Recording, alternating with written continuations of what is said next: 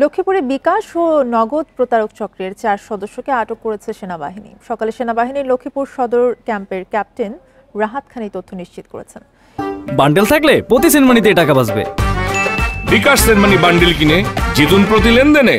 এর আগে রোববার রাতে সদর উপজেলার দক্ষিণ হামসাদি ইউনিয়নের আনন্দশাহ পোলের গোড়া এলাকায় অভিযান চালিয়ে ফয়েজ, হৃদয়, সোহেল ও শিহাবকে আটক করা হয়। এ সময় তাদের কাছ থেকে নগদ অর্থসহ প্রতারণার কাজে ব্যবহৃত বিভিন্ন সরঞ্জাম উদ্ধার করা হয়। সেনাবাহিনী জানায় আটক 4 জনই বিকাশ ও নগদ প্রতারক চক্রের সদস্য। দীর্ঘদিন ধরে প্রতারণার মাধ্যমে টাকা হাতিয়ে নিতেন তারা।